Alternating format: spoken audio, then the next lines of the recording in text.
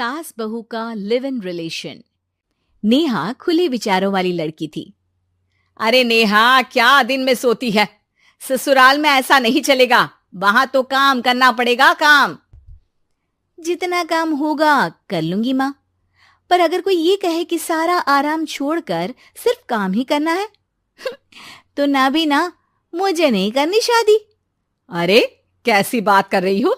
अच्छा चलो जाकर नहा लो, मैं नाश्ता लगा देती हूँ, फिर तुम्हें कॉलेज भी तो जाना है। नेहा कॉलेज के लिए निकल जाती है। वो सोचने लगती है कि ससुराल में वो कैसे मैनेज करेगी। क्या हुआ नेहा, परेशान लग रही हो? अरे यार, तू तो मुझे जानती है ना, मुझे अपनी लाइफ बिल्कुल परफेक्ट चाहिए, लेकिन लग नहीं रहा लोग मानेंगे। यार, कहीं मेरी शादी ऐसे घर ना हो जाए जहां मेरी जिंदगी ही नरक हो जाए। अरे मैंने ना कल एक इंग्लिश फिल्म देखी थी, उसमें भी कुछ ऐसी ही समस्या थी हीरोइन की। अच्छा, तो फिर क्या किया उसने? उसने तो अपने होने वाले पति से साफ साफ कह दिया कि वो पहले उसके घर कुछ दिन तक बिना शादी के रह कर देखेगी, और अगर ठीक लगा तो ठीक, वरना तेरे मेरे रास्ते अलग। अरे हाँ यार, ये तो बिल्कुल सही आइडिया दे रही है तू मुझे।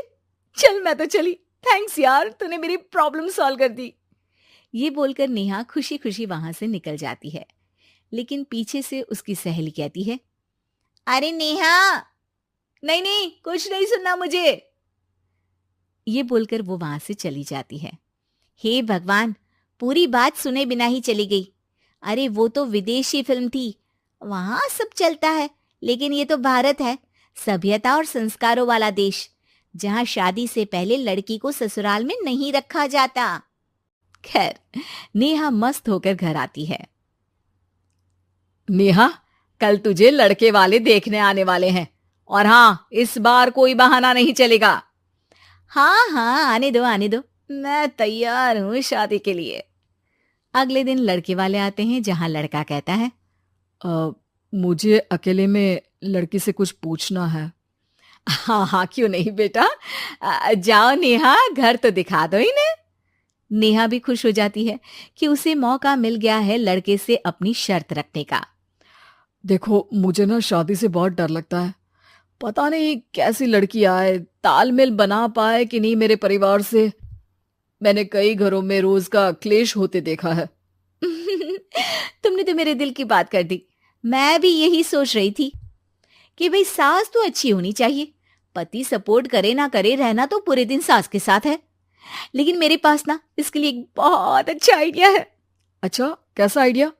क्यों ना शादी के पहले मैं कुछ दिनों तक तुम्हारे घर आकर रह लूं, तुम लोग मुझे समझ लेना, मैं तुम लोगों को समझ लूंगी।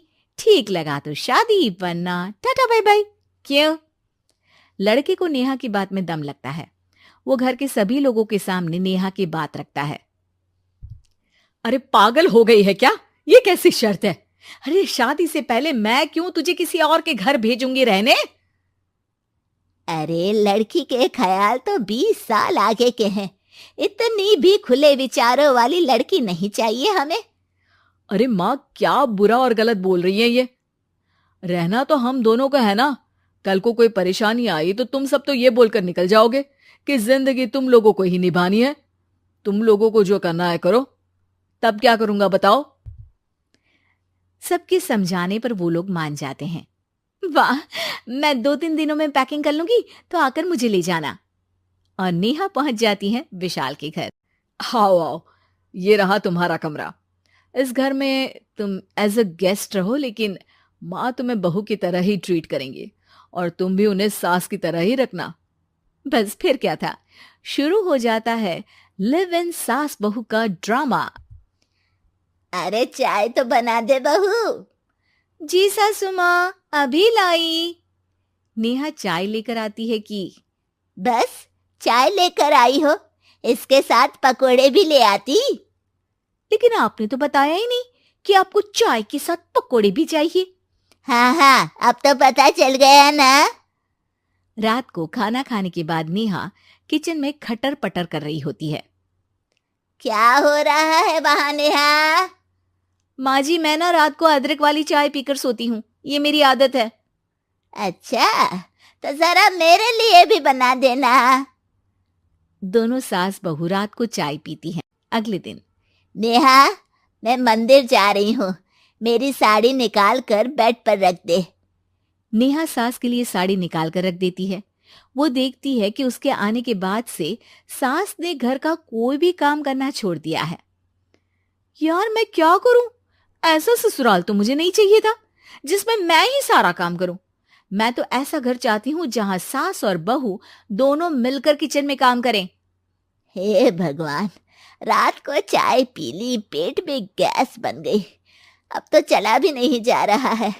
मुझे तो ऐसी बहू चाहिए जो हेल्थ के प्रति कॉन्शियस हो, क्योंकि वो ठीक रहेगी तभी तो मैं ठीक रहूंगी। दोनों समझ जाती हैं कि वो लोग एक दूसरे के लिए नहीं बने हैं। अगले दिन, नेहा, जरा चाय तो ले आना। नेहा चाय के साथ चिला भी बनाकर ले आती है। सास खा पीकर सो जाती है। अगली सुबह, तेरी बुआ सास आ रही है, उसे मैंने तेरे बारे में बताया है। तभी वहां गंवार से एक महिला आ जाती है। चलो यहां से निकलो, कुछ नहीं है खाने के लिए, जाओ। ए नेहा, तमीज से बात करो, ये मेरी ननद यानी आशीष की बुआ है।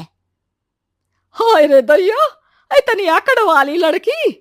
अरे यही है ना जो शादी से पहले ही आकर बस गई है यहाँ पर। बस नहीं गई हूं, बसना है या नहीं ये डिसाइड करने आई थी, लेकिन इन लोगों के रिश्तेदार इतने गंवार हैं तो मैं तो ना कर रही इस घर में शादी। और भाभी, और क्या कमी थी हमारे आशीष में जो आपने ऐसी लड़की की शर्तों को मान लिया? अरे वो तो आशीष के कहने पर मैं झुक गई, वरना ऐसी लड़की को तो मैं घर में घुसने भी ना दूं।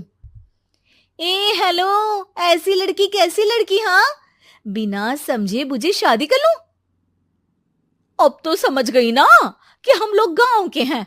भाभी को खाट पर सोना और रिश्तेदारों का गांव से आना जाना तो लगा ही रहना है इस घर में। हाँ हाँ, मैं तो किसी मॉडर्न घर में शादी करूंगी। ये बोलकर नेहा वहां से चली जाती है। अपने घर में आकर नेहा कहती है, ना मां ना, लिव इन में रहकर देख लिया, ये गांव के लोगों का कोई भरोसा नहीं है। खैर, नेहा की शादी एक मॉडर्न घर में हो जाती है जहां सास कहती हैं, हे नेहा, मैं टेनिस खेलने जा रही हूं, आओ तो जूस बनाकर रखना, और हाँ, वॉलनट्स और ओट्स भी बना लेना। जी माँ। माँ मॉम बोलो डार्लिंग, माँ इज ओल्ड फैशन। बेचारी नेहा सर पर हाथ रख लेती है।